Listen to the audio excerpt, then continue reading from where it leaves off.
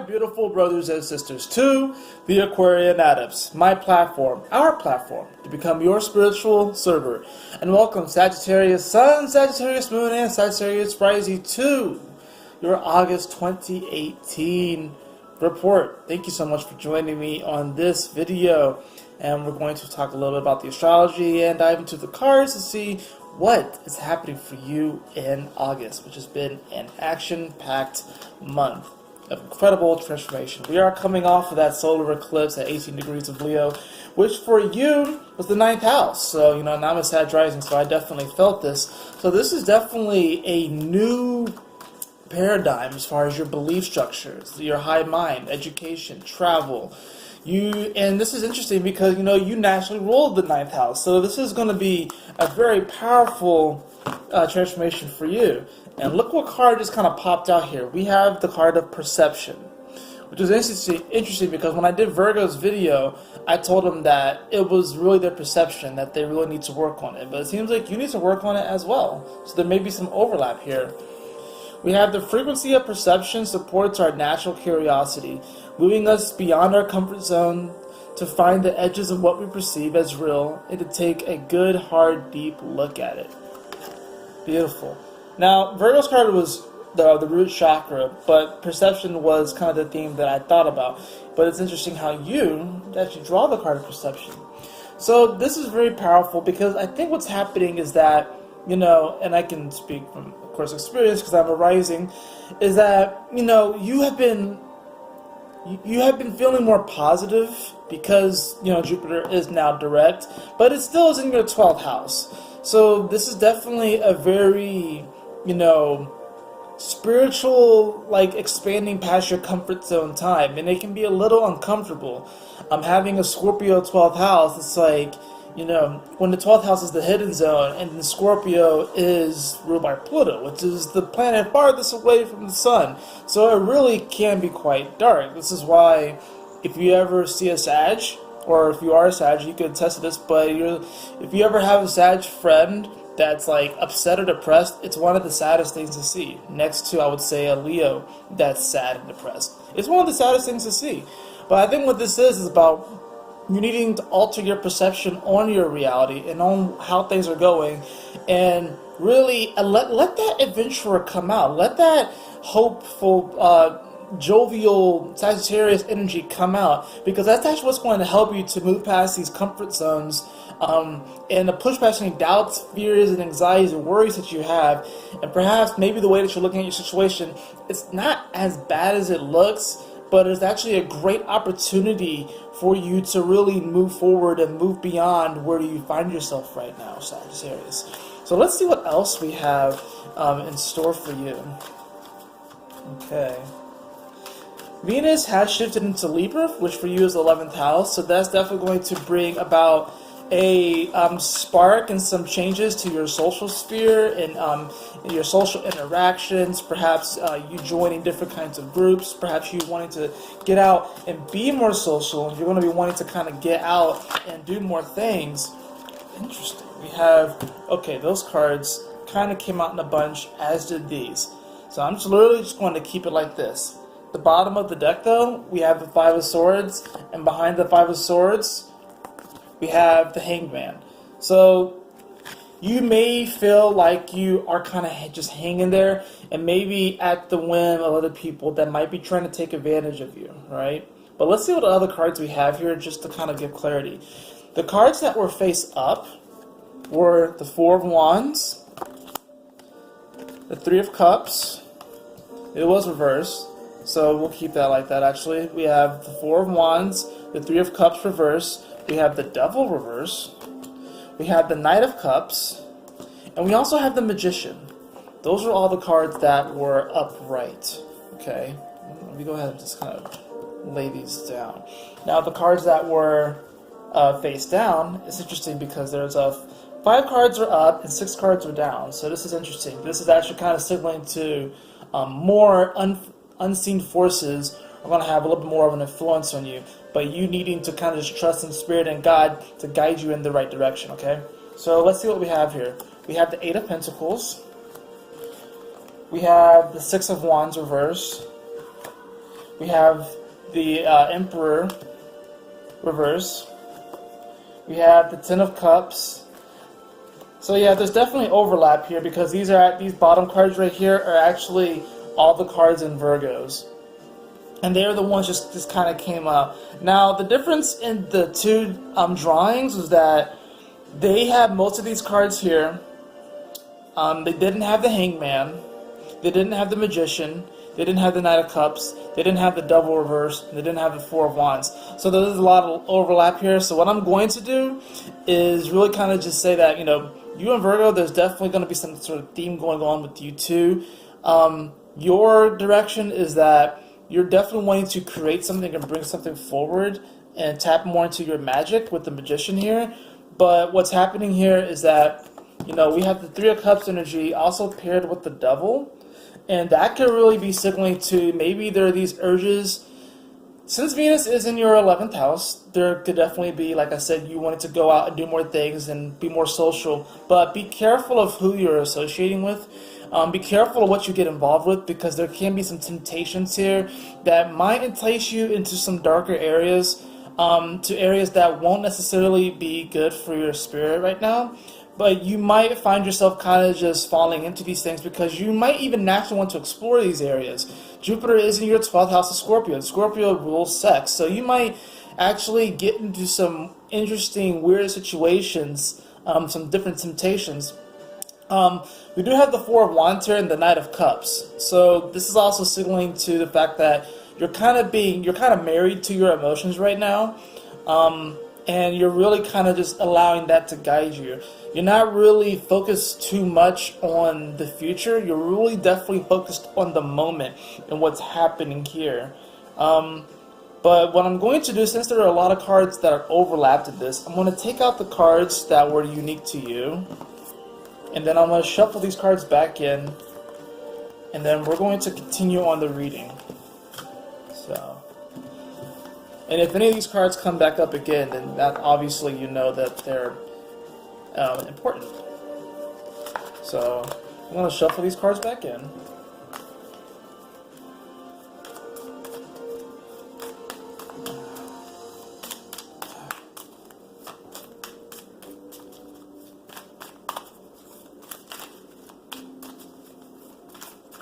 Mars also has recently just retrograded back into Capricorn, which for you is your second house. So of course, kind of depends on where you have the cusp of your first house starting in Sagittarius. So it might even be in your third house too, where it's at.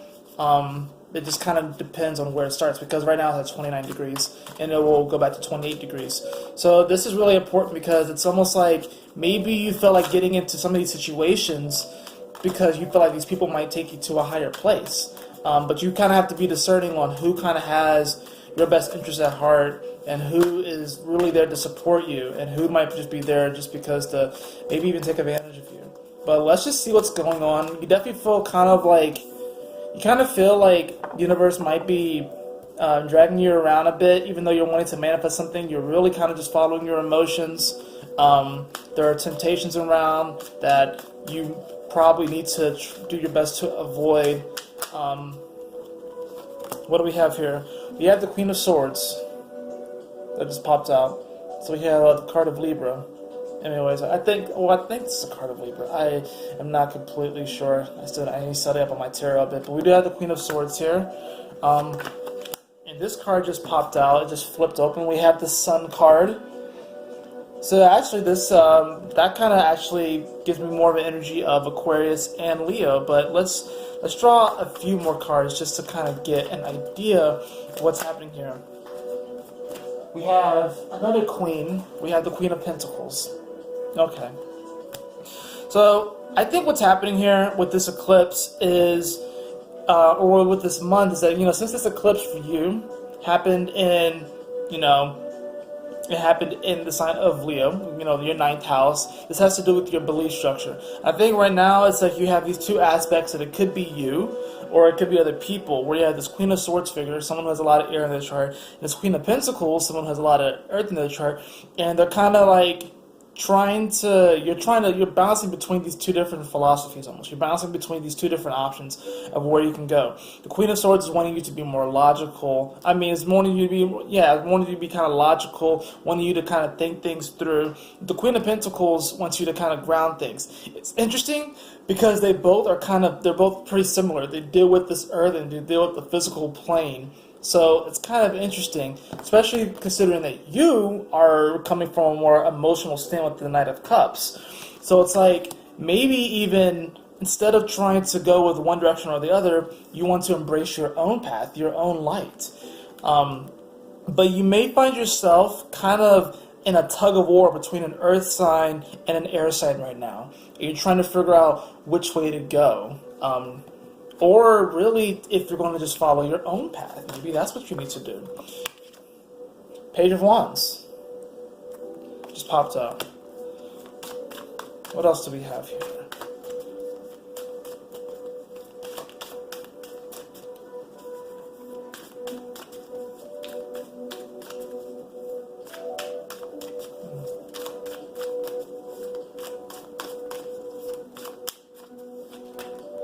We have the Two of Cups that just flipped out. That also appeared in a reading recently. Okay. One from the top, one from the middle, and one from the bottom.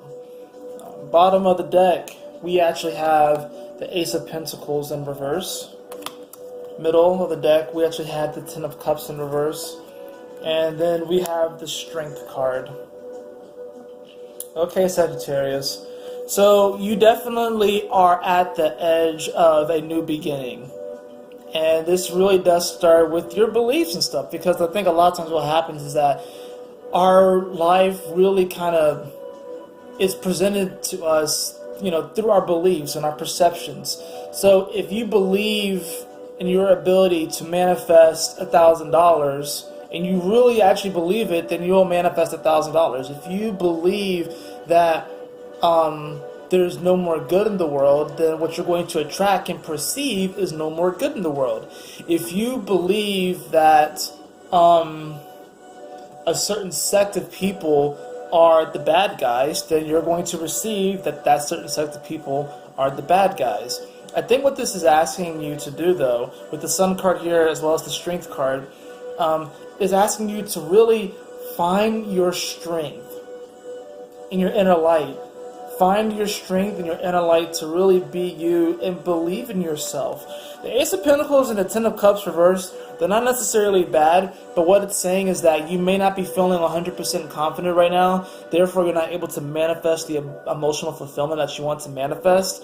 But coupled with the Two of Cups and the Page of Wands, this is about you establishing a better emotional connection to yourself, more emotional intelligence. I like to think that the Two of Cups is the card of emotional intelligence because it's you connecting with the other person, and it can be a romantic relationship. But it could also be a friend. It could be a family member. It could be a colleague.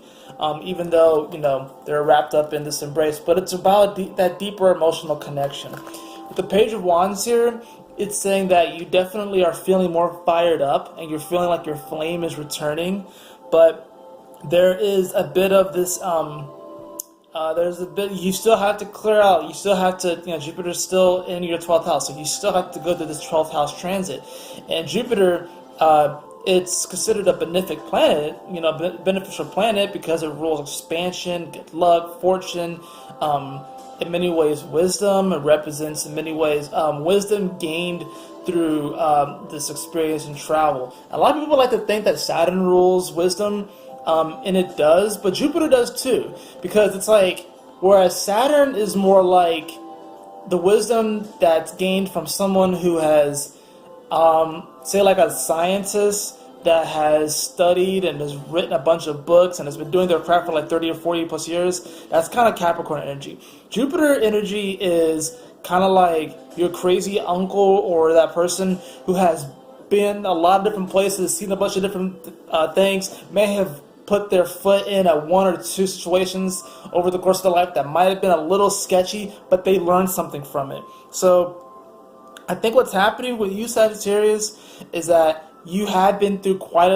you are ready to like grow more. You are ready to take on this new life and this new paradigm. You had Saturn that went through your sign, and Jupiter is finally about to return home. So now that's in your 12th house, you're having to clear a lot of this spiritual energy, a lot of this karmic stuff of any type of restrictions that you put on yourself when it comes to expanding. So you really can be abundant. You really can feel that emotional fulfillment, like I said, with these two cards. But it's going to require you to have strength and believe in yourself, believe in your heart, and to really create this deeper connection with yourself every day. Foster this emotional intelligence with yourself. Therefore, you'll actually begin to see it around the world, and then this will reinstill this belief that you naturally carry, that everything's cool, everything is positive, everything can be hopeful. And yeah, we may perceive so-called negative things, but everything is good, everything is one, and there's really nothing to really worry about. Because a lot of times when we have those worries and those fears, it's false evidence appearing real, right? So let's draw one more card for you.